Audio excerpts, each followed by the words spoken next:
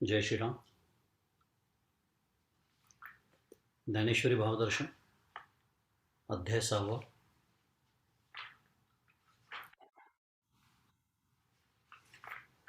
मागच्या वेळेला आपण ओवी क्रमांक 95 ते 108 असा आपला अभ्यास झाला होता.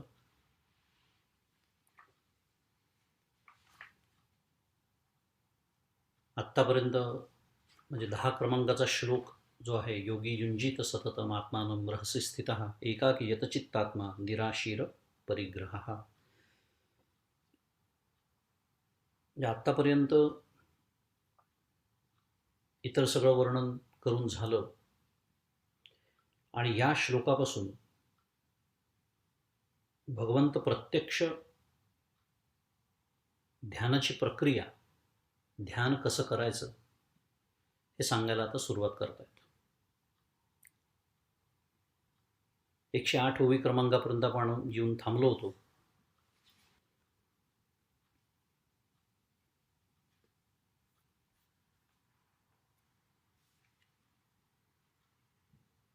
कर्मयोगी हा संन्यासीच कसा असतो, त्याच्यानंतर योगारूढ होण्याची पूर्वतयारी कशी असते आणि योगारूढाची लक्षणं काय, अशी सुंदर एक जी आपली संगती आहे, जो आपला विषय सुरू आहे, जो विषय, ही जी संगती आहे ही आपल्याला आता आजच्या वाचनामध्ये खूप छान आपला प्रवेश करून देणार आहे. आणि या योगारूढाचं जे काही अतिशय सुंदर वर्णन की जे ऐकल्यानंतर आपल्याला असं वाटतं की मलाही तसं व्हायला आवडेल. सुरून मित्रार्युदासीन मध्यस्थ द्वेष्य बंधुषु साधुष्योपी च पापेषु समबुद्धीर विशिष्यते. उदाहरणार्थ 9 क्रमांकाचा श्लोक. किंवा ज्ञानविज्ञान तृप्तात्मा कूटस्थो विजितेंद्रिय वगैरे वगैरे, हे जे सगळं वर्णन आहे, या उत्तम पुरुषाचं जे वर्णन आहे, हे जे उत्तम फल आहे, तर मग आता त्याच्या प्राप्तीकरता काय केलं पाहिजे. म्हणजे पूर्वतयारी आपण ऐकली, पूर्वतयारी झाली. पूर्वतयारी याचा अर्थ necessary but not sufficient condition मराठीमध्ये. म्हणजे करायला तर हवीच, प्रश्नच नाही, पण पुरेशी नाही आहे. किंवा थोडक्यामध्ये जी अप्रत्यक्षरित्या आपल्याला मदत करते योगारूढ होण्यासाठी, त्याला म्हणायचं पूर्वतयारी. पण आता जे प्रत्यक्ष साधन आहे योगारूढ होण्याचं, ते म्हणजे ध्यान. त्या ध्यानाचं वर्णन आता भगवंत सुरू करतायत. श्लोक क्रमांक 10. योगी युंजीत सतत आत्मानं रहस्य स्थितः एकाकी यतचित्तात्मा निराशीर परिग्रह. पुन्हा एकदा मी तो श्लोक वाचला, मगाशी पण वाचला होता. प्रत्यक्ष ध्यानाच्या या वर्णनाला आता सुरुवात होते. आपण मागच्याला या श्लोकाचा अर्थ बघितलाही होता आणि त्याच्यावरच्या 4 ओव्याही बघितल्या होत्या. थोडंसं एक या श्लोकाबद्दल आणि मग कालच्या वाचनाकडे वळू. की या श्लोकावरती माऊलींच्या 58 ओव्या जवळपास. किती? 58 एका श्लोकावरती. याचा अर्थ काय आहे? 2-3 अर्थ आहे त्याचे, तेवढेच मला फक्त तुमच्या लक्षात आणून द्यायचे होते. या श्लोकामध्ये ध्यानाचा अभ्यास करताना योग्यानी कसा अभ्यास करावा, कसं एकांत देशात एकटं राहावं, चित्त आणि शरीर यांचा निग्रह करावा, आशारहित व्हावं आणि परिग्रहरहित होऊन चित्ताला अखंड समाधीमध्ये स्थिर करावं, असा त्या श्लोकाचा अर्थ आहे. म्हणजे थोडक्यामध्ये तो जो साधक आहे की ज्याने आता ध्यानाभ्यासाला आता तो बसणार आहे, तर त्यांनी कोणतं स्थान निवडावं, ते स्थान कसं असावं. म्हणजे थोडासा बाहेरचा विचार आणि थोडा आतला विचार, की त्यांनी चित्त आणि शरीर यांचा निग्रह करणं अपेक्षित आहे. त्यांनी आशारहित, परिग्रहरहित होणं अपेक्षित आहे. तरच त्याचं चित्त अखंड समाधीमध्ये स्थिर होऊ शकतं.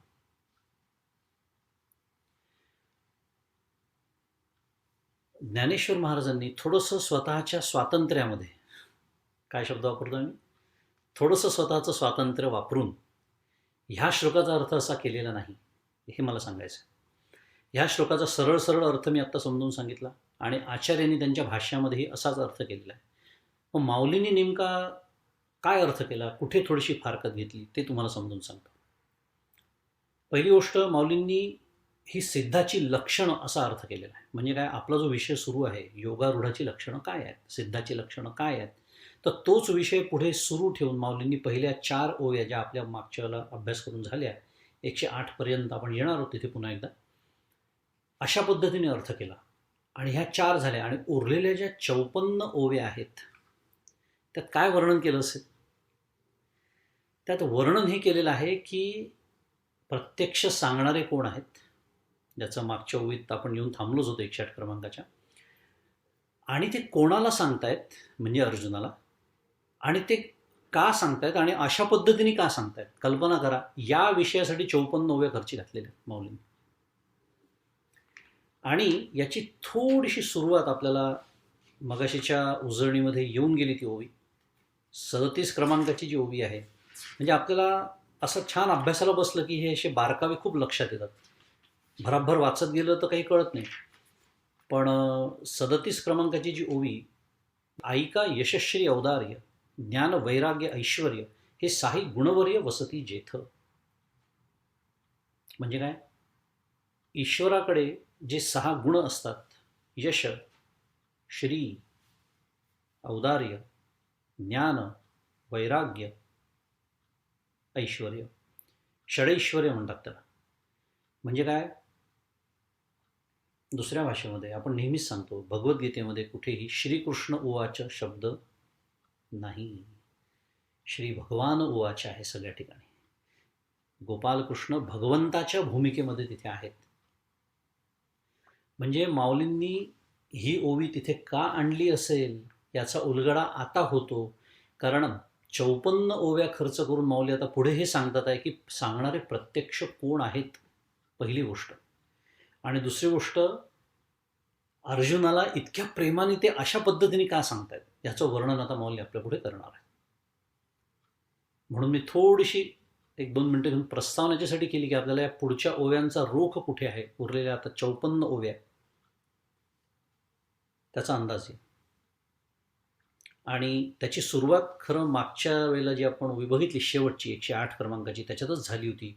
जो ज्ञानियांचा बाप देखणियाचे दिठीचा दीप जया दादुलयाचा संकल्प विश्वरची. माऊलींच्या प्रतिभेला आता धुमारे फुटतात. भगवान गोपाळकृष्ण, त्याच्यानंतर समोर सत्शिष्य अर्जुन, आणि त्या दोघांचं आपापसातलं प्रेम आणि त्याचं केलेलं साहित्यिक अलंकारिक वर्णनच आता आपल्याला ऐकायचं. की जर असा भक्त जर समोर असेल तर देवाला सुद्धा कसं प्रेमाचं भरतं येतं. पण ही जी ओवी आहे 108, त्याच्यामध्ये जो ज्ञान्यांचा पिता, ज्ञानियांचा बाप, आणि देखणियाचे दिठीचा दीप म्हणजे पाहणाऱ्यांच्या दृष्टीचा दिवा, म्हणजे काय, शास्त्रीय भाषेमध्ये वृत्तीज्ञानाचाही प्रकाशक. थांबलो थोडंसं, का बरं, अर्थपूर्ण वाचून घेऊ मग सांगतो. तसेच ज्या, म्हणजे पुढे म्हटलंय दादुलयाचा संकल्प विश्वरची, तसेच ज्या समर्थ पुरुषाचा संकल्प अखिल विश्वाची रचना करतो, ज्याच्या केवळ संकल्प मात्र करून हे अखंड एवढं मोठं ब्रह्मांड निर्माण झालेलं आहे. जे ब्रह्मांड किती व्यापक आहे आज आपल्याला आधुनिक विज्ञान सांगताय. त्यांच्या माहितीच्या मर्यादेपुरतंच सांगतायत, तेही ते मान्य करतात. हो, आमची मर्यादा एवढीच आहे, नोन युनिव्हर्स असं म्हणतात त्याला. केवळ संकल्प मात्र करून एका संकल्पाला एवढं यश आहे. मगाशी जी षडैश्वर्य वाचली ना, 6 गुण जी वाचली ईश्वराची, भग म्हणतात त्याला म्हणून त्याला भगवान, त्याच्याकडे हे आहे तो भगवान, म्हणून भगवान उवाच. यश किती, थोडंसं काहीतरी मी बारीक सारीक काहीतरी करतो आणि काहीतरी यश मिळालं की हुरळून जातो. तर सुखे संतोषा न यावे, हे जे माऊली सांगते, दुःखे विषादानं भजावे, हे नुसतं ऐकणं वेगळं, पण ती ओवी जर मला माझ्या आयुष्यात उतरवायची असेल तर परमपूज्य काका म्हणतात, स्वतःची तुलना ईश्वराशी करत जा. म्हणजे काय, एका क्षणात उतरतं सगळं, जे काही चढलेलं असतं नशा एका क्षणात उतरते. यश कशाला म्हणावं, खरा यशस्वी कोण आहे, भगवंत आहे. केवळ संकल्प मात्र करून, केवळ संकल्प म्हणजे तरी काय, आता मला घर बांधायचं आहे, समजा संकल्प केला घर बांधायचं. घर बांधण्यासाठी काय, खड्डे खणा, दगड, विटा, माती, सिमेंट, चुना, रंग, पाणी, सगळं जे काही लागतं घर बांधण्यासाठी. आता हे मी कुठून आणतो? अर्थातच पृथ्वी. पृथ्वीतूनच मला पाणी मिळतं, तिकडनंच मला माती मिळते, दगड मिळतात, खडक मिळतात. सगळं जे काही मला हवं ते सगळं पृथ्वी मला पुरवते. आता कल्पना करा, पृथ्वी तयार करण्यासाठी परमेश्वरांनी माती कुठून आणली? कुठेतरी एक ढीग पडला होता, तो आणला आणि त्याचा गोळा केला, आणि ही पृथ्वी कुठून आणली? हे सूर्याचं तेज, प्रत्येक क्षणी होणारे एवढे कोट्यावधी स्फोट दर क्षणी होणारे, त्यातनं निघणारी ती ऊर्जा कुठून आणली? आपल्याला वेद सांगतात, संकल्प मात्रे करून एकोहम बहुश्याम, संपलं. एक संकल्प केला ते एवढं मोठं यश आहे, याला म्हणायचं यशस्वी. हे झालं समष्टीचा विचार केला. तर व्यष्टीचा विचार केला तर काय म्हणतात त्या माऊली, की वृत्ती ज्ञानाचं हे प्रकाशक. म्हणून मी तिथे मगाशी थांबलो होतो. याच्यासाठी खूप सुंदर विषय आहे. एक आपल्याला आता जायचं ध्यानाकडेच आहे, म्हणून थोडंसं 2 मिनटं घेऊन सांगतो. कारण शेवटी ध्यानामध्ये काय प्रक्रिया होणं अपेक्षित आहे, तर ती हीच होणं अपेक्षित आहे. काय? आपल्याला दिवसभर विविध प्रकारची ज्ञानं होत असतात. कितीही प्रकारची ज्ञानं झाली तरी शेवटी ती 5 प्रकारामध्ये मोडतात. कोणत्या? पंचज्ञानेंद्रियांचे विषय, बरोबर. एक तर त्या डोळ्यांनी झालेलं ज्ञान असतं, नाही तर कानानी, नाही तर स्पर्श करून, नाही तर गंध घेऊन, नाही तर चव पाहून, संपला विषय.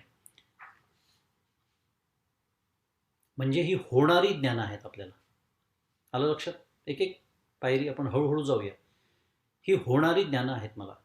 डोळ्यांनी पाहून कळतं, कानानी ऐकून कळतं, स्पर्श करून कळतं, चव घेऊन कळतं. कळणं कळणं कळणं, या सगळ्यामध्ये कळणं सामान्य आहे.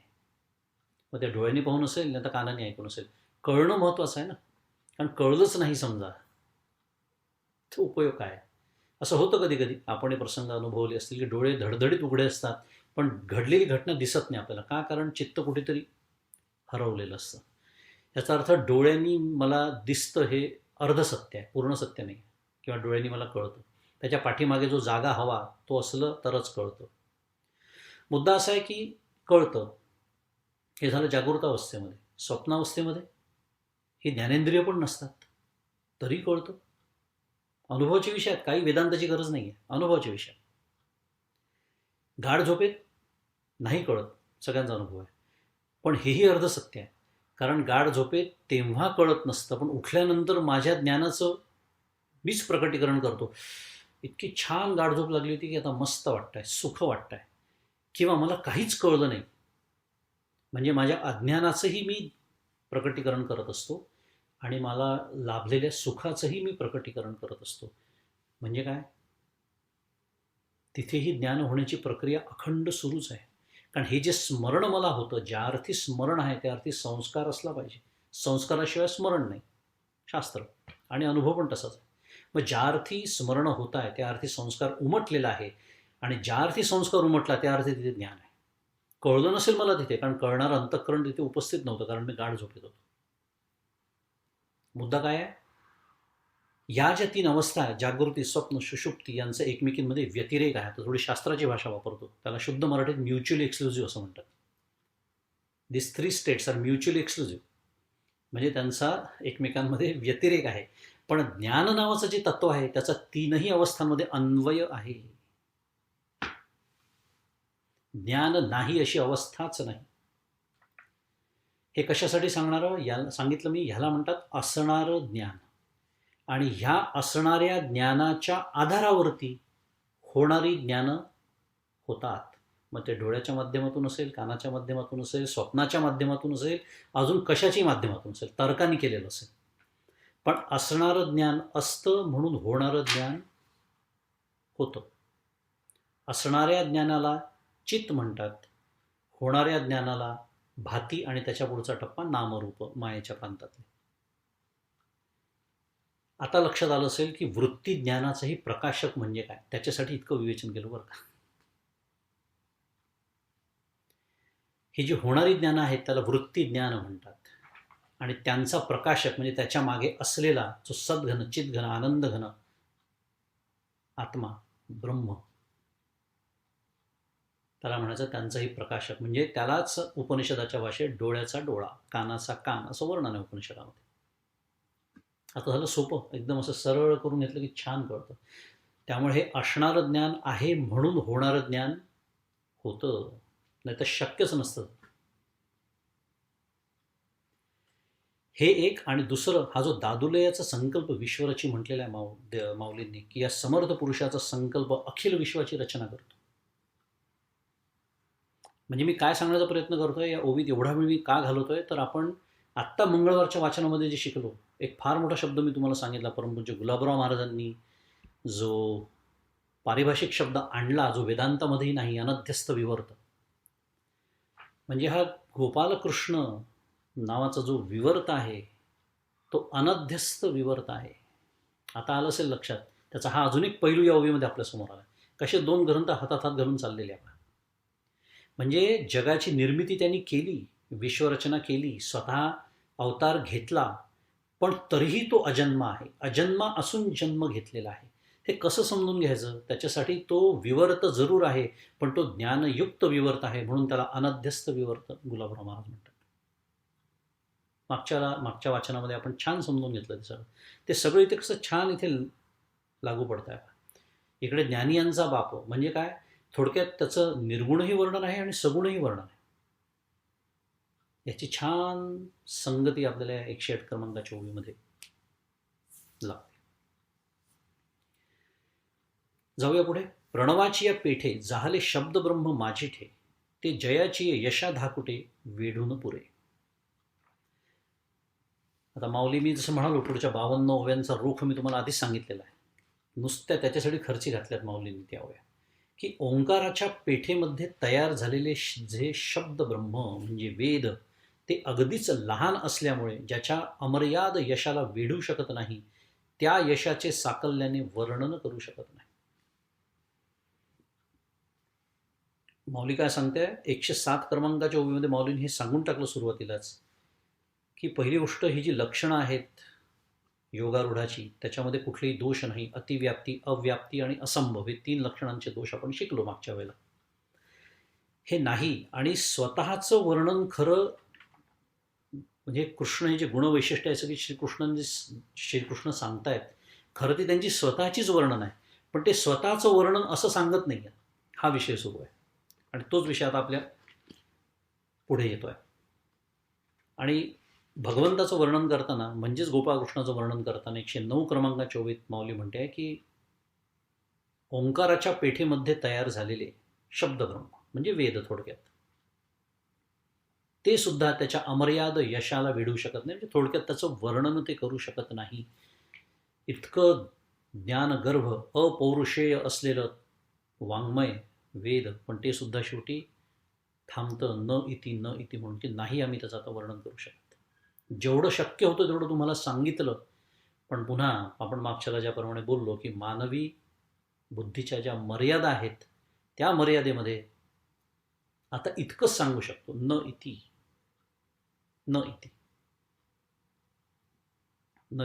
म्हणजे ते याच्यासारखं नाही, ते त्याच्यासारखं नाही, एवढंच सांगू शकतो फक्त. ते कसं आहे सांगू शकत नाही. जयाचेनी अंगिके तेजे, आवो रविशशीचिये वणिजे, म्हणून जग हे वेसिजे वीण असे तया.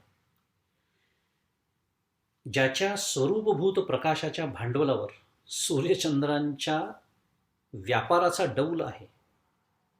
जयाचेनी अंगिके तेज, आवो रवी शशीचे वणिजे, आणि म्हणूनच त्या सूर्यचंद्रांना हे जग वेसजे विण म्हणजे प्रकाशा वाचून आहे. त्याचा भाव थोडक्यात असा, की सूर्यचंद्रांना जर परमात्म्याचा प्रकाश नसता तर त्यांना हे जग प्रकाशाच्या अभावी दिसले नसते. धन्य आहे की नाही माऊलींचे, असं वर्णन फक्त माऊलीच करू शकतात. काय अलंकार आहेत.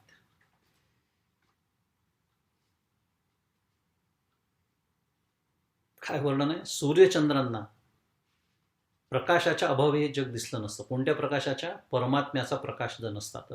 थोडक्यात सूर्यचंद्र आंधळे झाले असते, किंवा तयाविण म्हणजे श्रीकृष्णा वाचून हे जग वेसिणे आहे म्हणजे प्रकाशित झाले असते. काय म्हणजे थोडक्यामध्ये आपण दुसऱ्या भाषेत एक प्रश्न विचारतो, बोललो तर आपण मागच्याला, पण आठवण करून देतो म्हणजे याचा अजून या ओवीचा अर्थ स्पष्ट होईल. तो म्हणजे सूर्य अंधार बघू शकतो काय? कसं वाटतं ही कल्पना? सूर्याने अंधार बघितला नाही, पण आपण बघू शकतो. आत्ता बाहेर अमेरिकेत जो आहे त्याला अंधार असं म्हणतात, काळोख. सूर्य नाही तो बघू शकत, सूर्याला अंधाराची भाषा कळतच नाही. किंवा दुसऱ्या भाषेमध्ये उपनिषद जे वर्णन करतं, डोळ्यांचा डोळा किंवा कानाचा कान, हे जे उपनिषदांचं वर्णन आहे, तसं सूर्याचा सूर्य असं आपण नवीन भाषा तयार करून घेऊ. म्हणजे ज्याचा प्रकाश नसता, कारण इथे प्रकाश याचा अर्थ ज्ञान असा होतो. बाय द वे, हां, समजून घ्यायचं. सूर्याचा प्रकाश वेगळा, तो भौतिक प्रकाश आहे. इथे परमात्म्याचा जो प्रकाश आहे त्याला ज्ञान असं म्हणतात. म्हणून मगाशी जे वृत्ती ज्ञानाचाही प्रकाशक असा शब्द आलाय पहा, म्हणजे वृत्ती ज्ञानाचंही ज्ञान करून देणारा जो आहे, सूर्याचंही ज्ञान करून देणारा आणि सूर्य नसतानाही ज्ञान करून देणारा, त्याला म्हणायचं परमात्म्याचा प्रकाश. हा नसता तर हे दोन प्रकाशित झाले असते काय, असा प्रश्न उपस्थित केला माऊलींनी.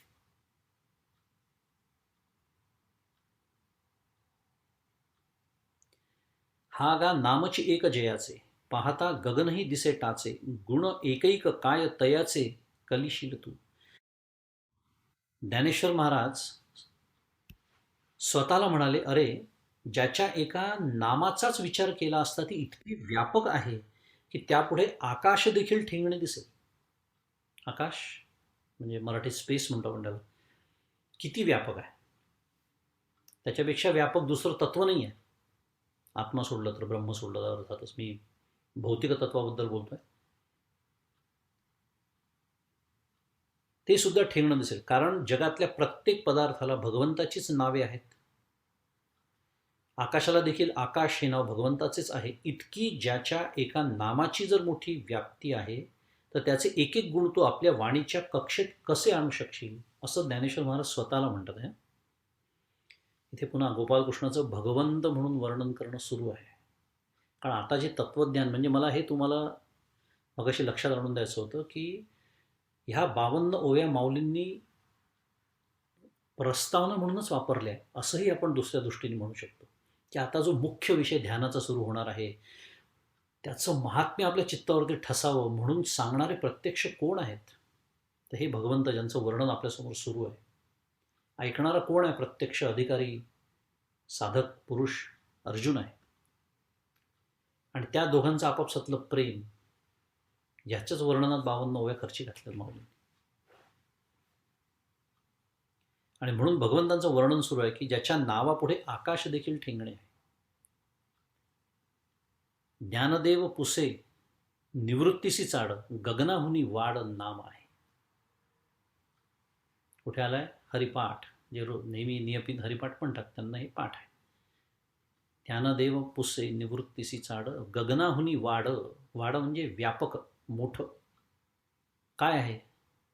गगनाहुनी वाड नाम आहे. त्या भगवंताचं नाम हे त्याच्याहून मोठं आहे. किंवा इथे एक वर्णन केलं आहे की प्रत्येक पदार्थाला त्याचंच नाव आहे. असं आपल्या मनात विचार होतो, असं कसं? माझ्यासमोर आता फोन आहे, अजून काहीतरी आहे, भगवंताचं नाव कसं काय म्हणता येईल त्याला, असं येतो विचार. त्याचा आपण दोन पद्धतीने विचार करू शकतो. इथे जे वर्णन केलेलं आहे त्याचं एक म्हणजे आपल्याला माहिती आहे ओंकारापासून ही संपूर्ण सृष्टी निर्माण झालेली आहे. संपूर्ण ही सृष्टी ही ओंकारमय आहे. आणि ती कशी झाली आहे याचं अतिशय सुंदर वर्णन, त्याचं प्रत्यक्ष, आता मराठी शब्द वापरतो, लेक्चर अँड डेमॉन्स्ट्रेशन, त्याचं प्रात्यक्षिक परमपूज्य मंदाती आणि मोळे शास्त्री, श्रद्धेय मोळे शास्त्री जेव्हा अमेरिकेत आले होते तेव्हा त्यांनी फार सुंदर पद्धतीने तो विषय आपल्यापुढे मांडला होता की ओंकारापासून हे संपूर्ण विश्व कसं निर्माण झालं आहे. आपले सगळे दिसणारे आकार जे आहेत, प्राणी पक्षी मनुष्य स्थावर जंगम सगळं सगळं, आपली ही जी देवनागरी लिपी आहे ती सुद्धा ओंकारातून कशी आलेली आहे, प्रणवातून कशी आलेली आहे. आता जर कल्पना करा, जर देवनागरी लिपीच त्याच्यातून आली असेल तर त्या लिपीतून तयार होणारे सगळे शब्द कुठून आले असतील? मग ते वेद असो का कुठल्याही पदार्थाला दिलेलं नाव असो, तिथूनच आले आहेत. आणि ओंकार काय आहे? परमात्मा स्वरूप आहे. म्हणजे कुठलंही नाव तुम्ही घ्या, तुम्ही अप्रत्यक्षरित्या कोणाचं नाव घेत आहात? भगवंताचं नाव घेत आहात. असा अर्थ आपण लावून घेऊ शकतो. आणि दुसरा, बृहदारण्यक भाष्यामध्ये आचार्य म्हणतात, अध्यारोपित नाम रूप कर्मद्वारेण ब्रह्म निर्दिश्यते. बृहदारण्यकामध्ये एका श्रुतीवरती भाष्य करताना आचार्यांनी असं म्हटलेलं, अध्यारोपित नाम रूप कर्मद्वारेण ब्रह्म निर्दिश्यते. नाम आणि रूप, कुठलेही नाम घ्या, जगातले आता काय कोट्यावधी नाम आहेत, कारण कोट्यावधी रूप आहेत जगामध्ये, कोट्यावधी गोष्टी आहेत थोडक्यात, त्या प्रत्येक गोष्टीला काहीतरी नाव आहे. आणि नाम नसलेले, ज्यांना आपण अजून नामही ठेवलेली नाही आहेत, अशा अनेक आकाशगंगा आणि अनेक ग्रह, काय वाटेल ते असेल, पण त्याला आकाशगंगा हे का होईना एक सामान्य नाम तर आहे. म्हणजे नाम आणि रूप आणि कर्म हा अध्यारोपाची भाषा आहे, कारण हे जग झालेलं आहे गृहीत धरून बोलणं सुरू आहे, म्हणून अध्यारोपित. या सगळ्याच्या मागे काय आहे? कोट्यवधी नाम आहे, बरोबर आहे, आणि कोट्यवधी रूप आहे. पण रूप आहे, नाम आहे, फोन आहे, पुस्तक आहे, लॅपटॉप आहे, खुर्ची आहे, टेबल आहे, आहे आहे आहे आहे आहे, म्हणजे काय? अस्ती. आणि सगळं आहे हे मी म्हणतो म्हणजे मला ते कळतं आहे, भाती. आणि ते माझं आहे म्हणून मला प्रिय आहे, ते त्याचं आहे म्हणून मला नसून प्रिय आहे, म्हणजे प्रियच आहे शेवटी. काही गोष्टी असून प्रिय आहेत, काही नसून प्रिय आहेत, म्हणजे अस्तिभाती प्रिय. आणि अस्तिभाती प्रिय कुठून आलं? सच्चित आनंद. म्हणून नाम रूप कर्म द्वारेण ब्रह्म निर्दिश्यते. अशी साधना करता आली पाहिजे, असा अभ्यास करता आला पाहिजे. म्हणजे मग डॉक्टर काकांचा छान शब्द आहे तो, ठोकळेबाज होत नाही साधना. ठोकळेबाज म्हणजे काय? सकाळी अर्धा तास, संध्याकाळी अर्धा तास, संपली साधना, check, I am done for today.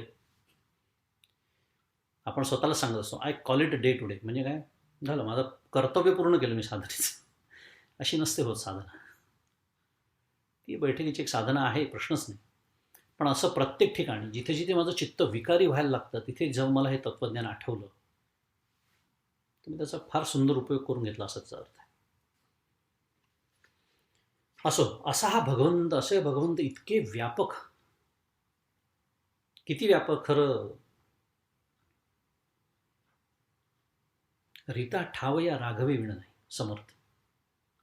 त्रिभुवन संचले विठ्ठलेला, तुकाराम महाराज, जे सदा सर्वत्र सम माऊली. कारण त्याच्याशिवाय दुसरं खरं नाहीच आहे. म्हणून तर नाम आणि रूप दिसलं की त्याची आठवण झाली पाहिजे. विशेषतः असे बाकीच्या रूपांचा काही त्रास नसतो आपल्याला, पण आपल्याला त्रास देणारं रूप व्हॉट्सॲपवर जरी दिसलं किंवा समोर स्क्रीनवर कोणी दिसलं, तर तेव्हा मागच्या वेळेस आपण बोललो होतो, त्याला सोलून काढता आलं पाहिजे. म्हणजे काय? त्याच्या पंचकोश सोलून काढून त्याच्या मागे जे तत्व आहे, त्याचं जे स्वरूप आहे, जे त्याचं आणि माझं एकच आहे, हे बघता आलं पाहिजे. व्यवहार रूपाशीच करावा लागतो, मान्य, पण मग तो निर्विकार त्यांनी करता येतो. तर हे वर्णन भगवंताचं सुरू आहे. म्हणून असो हे वांगणे, सांगून देणो कवणाची लक्षणे, दावावी मिशे येणे का बोलिलो ते. म्हणून हे वर्णन पुरे. माऊली म्हणते, स्वतःलाच म्हणते की तू हे वर्णन नाही करू शकणार, म्हणून हे वर्णन आता पुरे. कारण मी भगवंताचे एक एक गुण देखील सांगावयाचे जाणत नाही. पण येथे एक गोष्ट लक्षात ठेवण्यासारखी आहे. कोणती? ती ही की या योग प्रकरणाच्या निमित्ताने पूर्ण ब्रह्म श्रीकृष्णांनी स्वतःची लक्षणे न सांगता आपल्या वाचून दुसऱ्या कोणाची तरी लक्षणे अर्जुनाला परोक्ष रूपाने दुरून दाखवावीत, असा भगवंताचा अभिप्राय दिसतो, असं माऊली म्हणते. आणि असं मी का बोललो, तर ते कारण, असं म्हणून पुढे अजून काही पुढच्या ओव्या, मगाशी मी जे म्हणालो की असं एक परोक्ष रूपाने भगवंतांनी वर्णन केलेलं आहे की योगारूढ कसा असतो, तो उत्तम पुरुष कसा असतो. खरंही त्यांची स्वतःची लक्षणं आहेत, पण माझी लक्षणं असं म्हणून ते सांगत नाही. परोक्ष, देवांना परोक्षता प्रिय असते असं म्हणतात, तो वेगळा विषय आहे थोडासा, पण त्याची आठवण झाली. आणि त्या तेच सांगतात की भगवंत थोडं परोक्ष रूपाने बोलतात की आता मी तुला ना योगारूढाची लक्षणं सांगतो अर्जुना, ऐक, असं म्हणून सांगतात. माझी लक्षणं सांगतो असं नाही म्हणत. आणि मी असं का बोललो, तर माऊली त्याचं स्पष्टीकरण देते की ऐके द्वैताचा ठावोची फेडी, ते ब्रह्मविद्या किजेल उघडी, तरी अर्जुन पढिये गोडी नासेल हन. आता माऊलीने एक सुंदर अशी कल्पना केली आहे की ते स्वतःलाच म्हणतात की ऐक, मुळात अर्जुनाला उघडपणाने ब्रह्मविद्या सांगण्याची भगवंतांचीच इच्छा दिसत नाही. कारण द्वैताचा ठाव ठिकाणा नष्ट करील अशी ती ब्रह्मविद्या उघडी केली. जीवब्रह्मातील द्वैताचा अविद्येसह नाश करणारा महावाक्याचा उपदेश प्रकटपणाने केला तर अर्जुन आवडतो ही जी द्वैतमूलक प्रेमाची गोडी ती कदाचित नष्ट होईल. माऊली वर्णन करत आहेत. म्हणजे काय?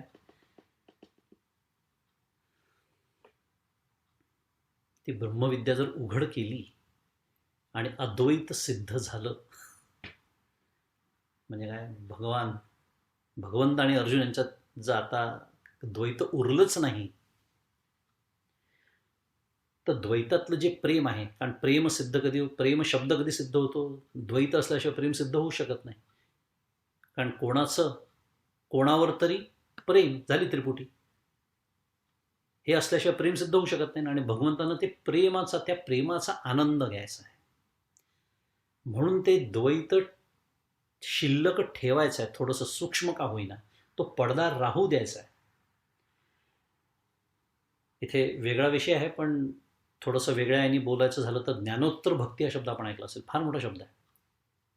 पुन्हा मला एकदा परमपूज्य गुलाबराव महाराजांची आठवण होते. त्यांची मधुराद्वैत भक्ती होती. म्हणजे मधुराद्वैत भक्ती ही ज्ञानोत्तर भक्ती आहे. खरं ज्ञान झाल्यानंतर तो आणि मी एकच आहे हा प्रत्यक्ष अनुभव घेतल्यानंतरही त्याचा प्रेमाचा आनंद लुटण्यासाठी त्याच्यापासून वेगळं व्हायचं आणि मी भक्त आणि तो देव असं म्हणायचं.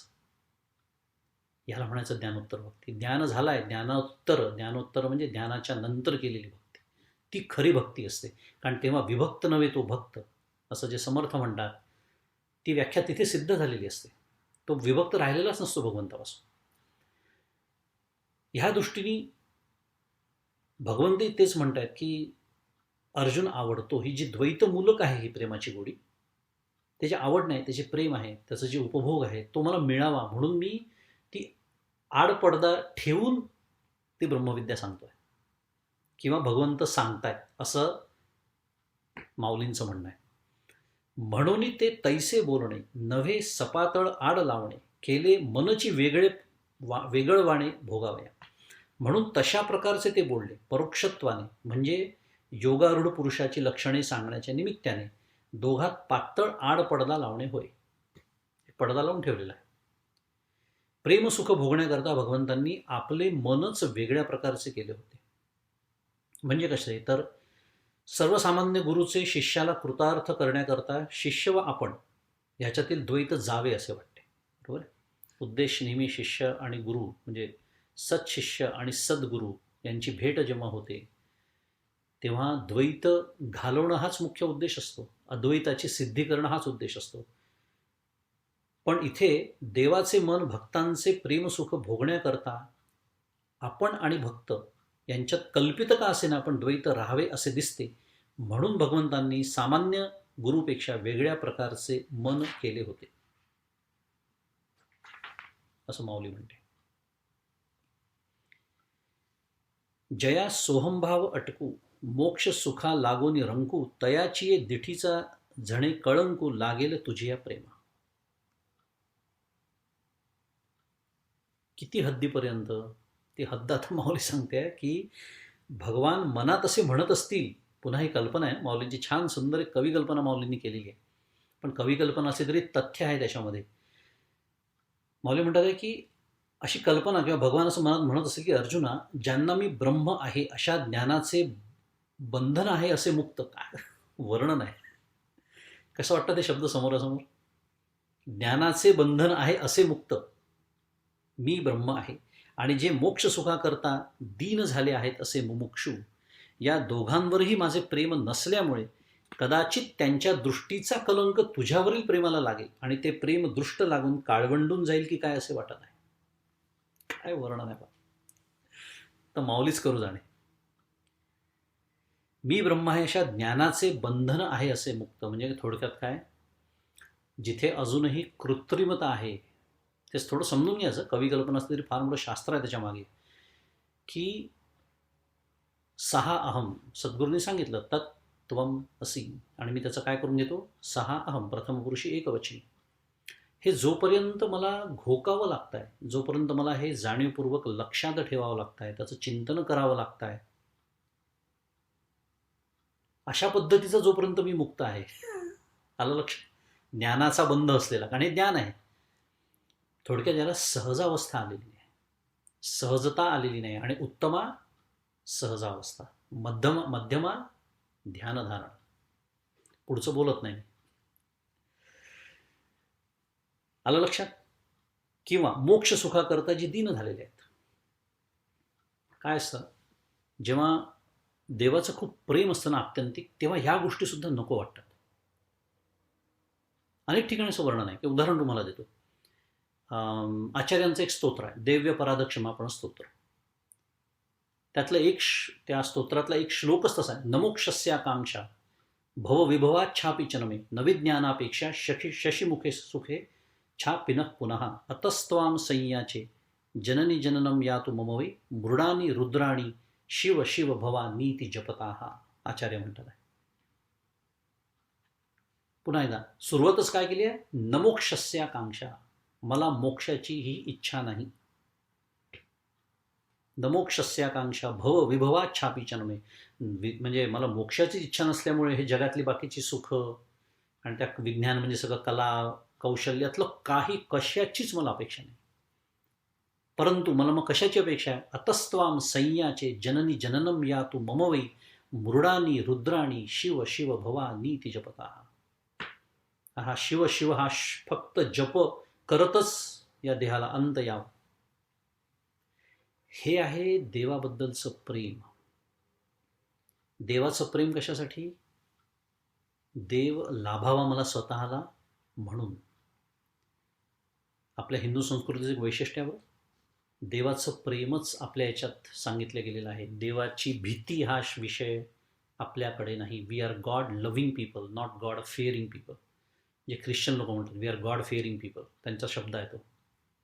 देव हा भीतीचा विषय नाहीच आहे, देव हा प्रेमाचा विषय आहे. कारण देव शोधावया गेलो देवची होऊन ठेलो. शेवटी देवच व्हायचं आहे आपल्याला. हे सगळं जरी खरं असलं, देवाच्या प्राप्तीकरता देवाचं प्रेम असं जरी असलं, तरी देव त्या भक्त त्या प्रेमापोटी काय म्हणतोय, नमोक्षस्याकांक्षा भव विभवाच्छापि च नमे, की मला मोक्ष सुद्धा नको, मला आता फक्त देवा तुझं प्रेम लागू दे. ह्या दृष्टिकोनातून ही मांडणी आहे. दुर्दैवाने आपली वेळ होऊन गेलेली आहे, त्यामुळे नेहमीच आपल्याला वेळेची मर्यादा असते. थांबूया इथे आपण. फार बहारीचं वर्णन माऊलींनी केलेलं आहे पुढे भक्त आणि भगवंताच्या प्रेमाचं. तर ते श्रवण करण्यासाठी आपण पुढच्या शुक्रवारी पुन्हा भेटूया. इथे थांबूया. गोपाल कृष्ण भगवान की जय. श्री ज्ञानेश्वर महाराज की जय.